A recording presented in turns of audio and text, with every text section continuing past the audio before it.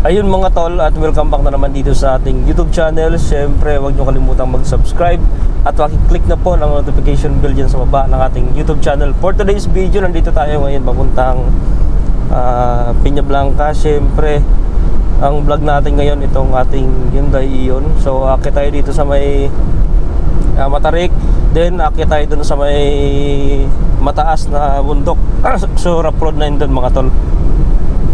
So dito, ito yung matarik na daanan natin dito. So kayang-kaya ng ating Hyundai Ion paakyat. So mamaya susubukan natin siya dun sa malubak at medyo mahirap na daan kung kakayanin. So ayan, naka-second gear na tayo. So titingnan natin kung kakayanin. So wala tayong sakay sa likod, no? Ayun, kayang-kaya ng Hyundai Ion. So mamaya papasok tayo dun sa may bako-bako, lubak at matarik na daanan.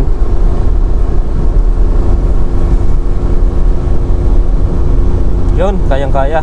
So maintain natin ang second gear dito kasi medyo mataas.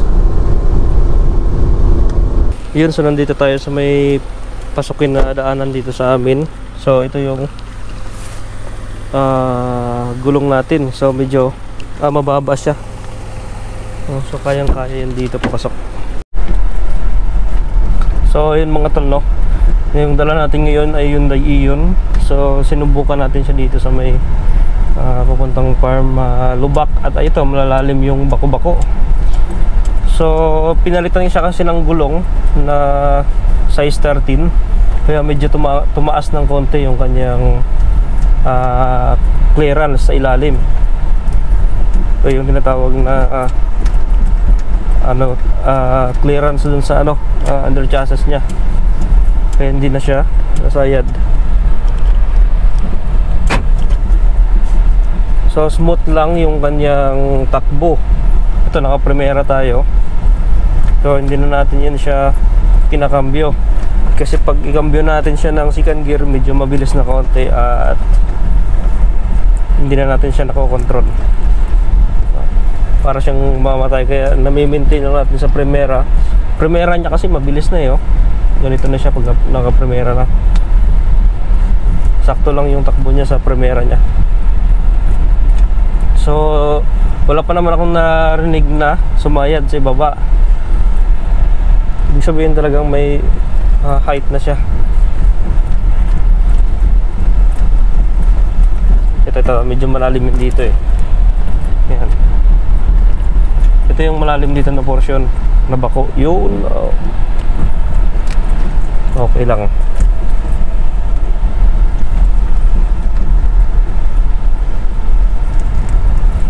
Smooth lang din naman siya. Hindi naman siya matagtag. Maganda yung suspension niya.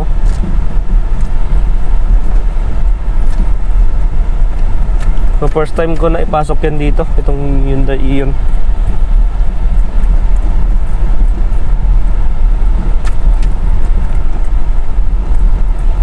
Yun. So dun sa taas mamaya papakita ko sa inyo yung niya, itsura ng gulong niya at yung height, yung ground clearance. Subukan natin second gear natin kung papalag siya. Talagang mahirap na yung second gear. Ayun, mamamatay na siya pagka naka second gear. Kailangan first gear lang muna talaga.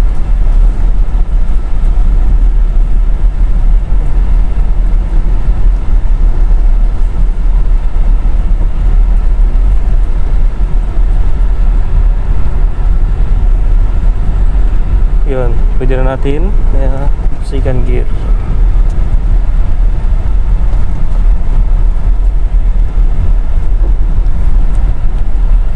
Yun, huwag nyo kalimutan mag-subscribe sa ating YouTube channel.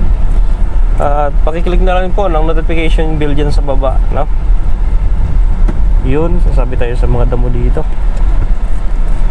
Malit yung sasakyan nga natin, pero sobrang liit naman ng daanan. Sabi talaga sa damo dito. Nakagasgas ng to sasakyan.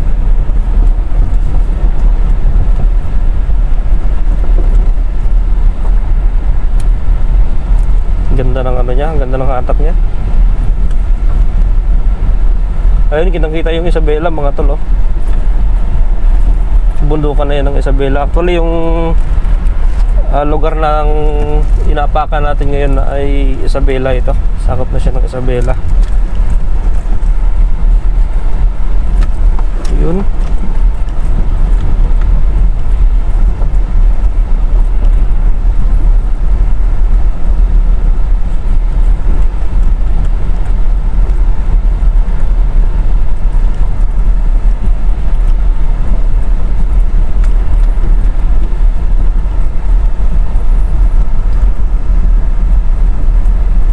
Kita na natin yung ano, Sierra Madre. So dito titingnan natin mga tol yung ating gulong. Papakita ko sa inyo yung itsura nya. Iba kasing yung Daiyon, walang ground clearance, talagang sumasabit. Dati sumasabit siguro yun dito. Nung pinalitan na, hindi na siya pumalag, sumabit.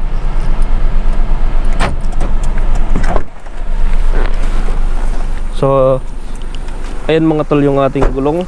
Ayan. Ito kasi naka size 30 na. Kaya ano, medyo mataas na siya konti. Nagkaroon siya ng ground clearance ilalim. Ayan. Kung makikita nyo yung ground clearance, halos na sa isang dangkal na. May gitna isang dangkal mga tol, oh. So hindi na talaga siya sasabit. So ito, bago na tong mags kasi, kaya ano, hindi na siya sumabit. Ito pala 185. Ito 185 by 65R. So number 14 na pala ito. Akala ko 13. Sorry. Okay. So yun mga tol. At nakita nyo na yung ating setup sa Hyundai Ion. Number ano pala? 14 yung ating mags.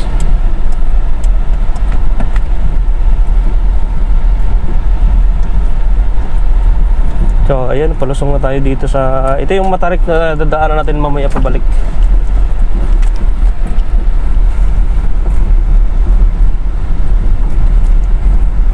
You know, dito dati ang hirap dito pagka paakyat nung wala pang tambak na bato, ang dulas. Tsaka putik na putik talaga yung ano, daanan. So ngayon naging goods na yung daanan dito dahil sa mga panambak na bato.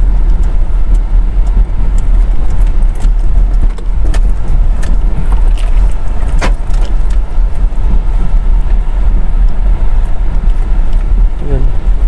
Naka-steady lang tayo sa Primera. No, hindi ko na inapakan ng clutch yan para hindi na siya mag pre-wheeling na tinatawag. So pag naka-manual tayo, pagka ganito, Primera lang natin para mag-engine brake siya. Nakatulong din sa ano yon, sa ating preno. Then pagka bumalis konti, preno lang kayo konti hanggang ma-minimize niyo yung kanyang takbo. Kasi tulad nito, hindi na tayo hindi tayo nag-aapak ng gas. Hindi tayo nag-aapak ng preno. No, Primera lang. Yan, automatic na lang yan siya nag-ano.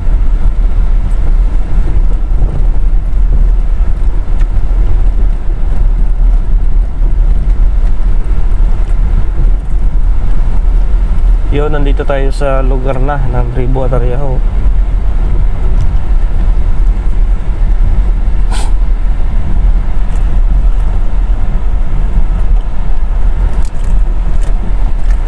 Ito yung lugar na mapayapa, walang ingay, walang gulo, layo sa pollution, no? So ito yung maganda puntahan pagka pagod ikaw, pwede kaya gusto mo magpa-relax.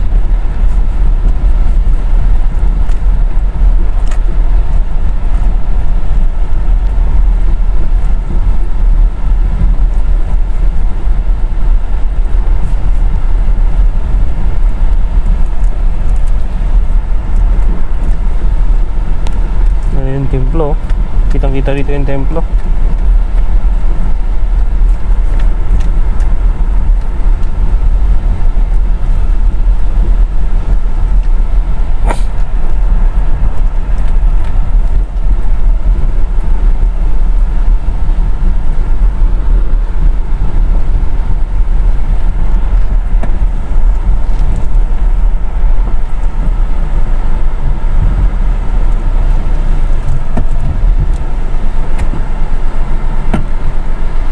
Yun, nandito tayo sa area natin.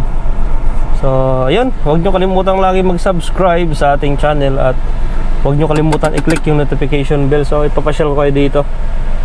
So, sunod na vlog natin, ipapasyal ko kayo dito at para makita ninyo yung lugar dito sa Tribu Atariao. Yun ang mga tol, nandito na tayo sa portion na mataas. So, pabalik na tayo doon sa labasan. At madadaanan natin yung lugar na pataas, matarik.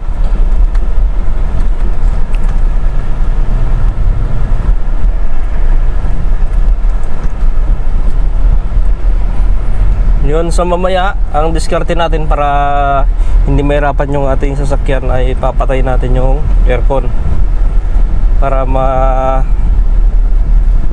bumaba yung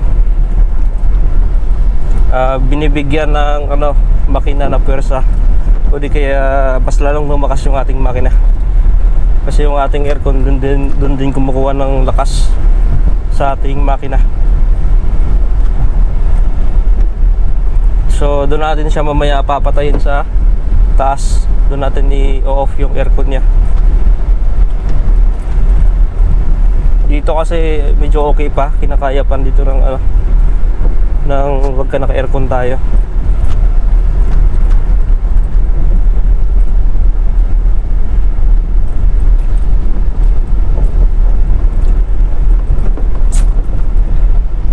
Yun, unang-una, huwag nyo kalimutang mag-subscribe dyan sa ating YouTube channel. At pakiclick na lang po ng notification bell dyan sa ating baba ng ating channel name. So, ayun mga tol, no? I-off natin yung ating aircon dito para lumakas yung ating makina. So ito lang naman, bibindutin natin yung AC. Yan. Yan, nalakas na yan yung ating hatak. Ayun. So ayun, gumanda na yung hatak ng makina, oh. Basta hindi siya naka-aircon.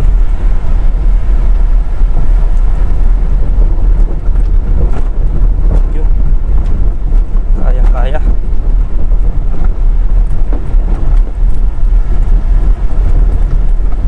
Matarik talaga yun dito. Yung aking Rosy Chariot ay naka-logger talaga yun dito mga tol. Yun, kayang-kaya. Then dito natin paandarin yung ating AC.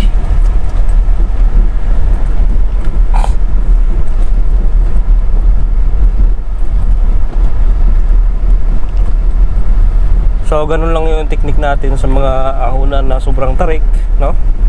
I-off nyo lang yung aircon para hindi mahirapan yung makina natin. Pero sa mga daanan na flat katulad dito, hindi gaano matarik, hindi gaano mataas, okay lang yan siya kahit naka-AC, naka-aircon siya.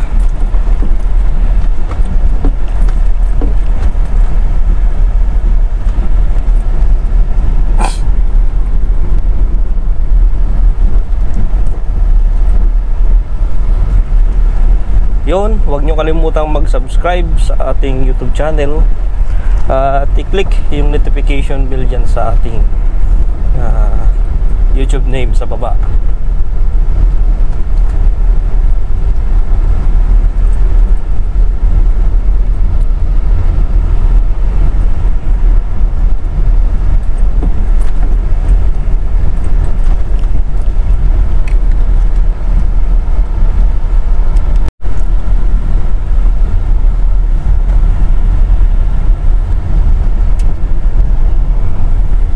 Ayun mga tol, at pupunta tayo ngayon ng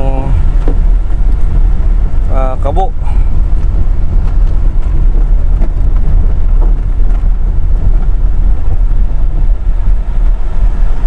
So gamit natin yung ating Hyundai Ion.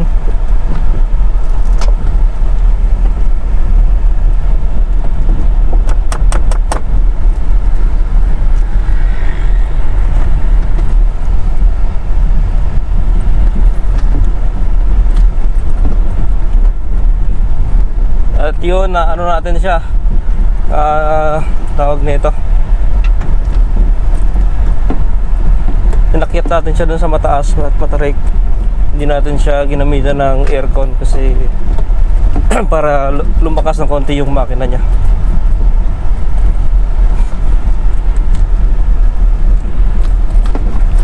Dito kasi yung daanan dito talagang malubak at may porosyon na mataas, matarik.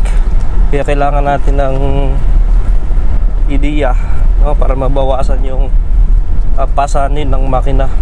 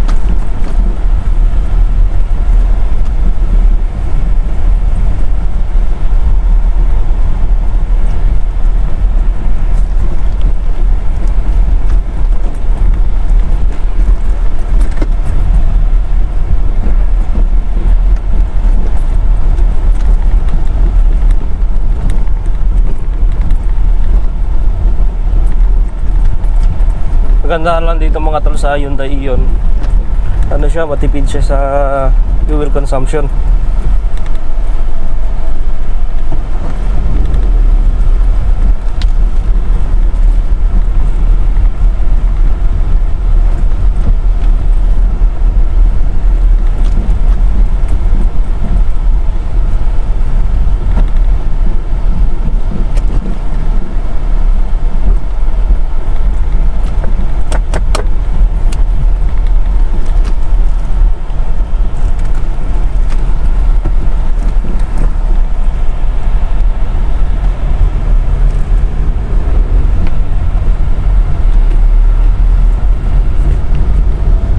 Yun, dito na tayo sa highway, wala tayong pinoproblema na lubak at mataas, matarik.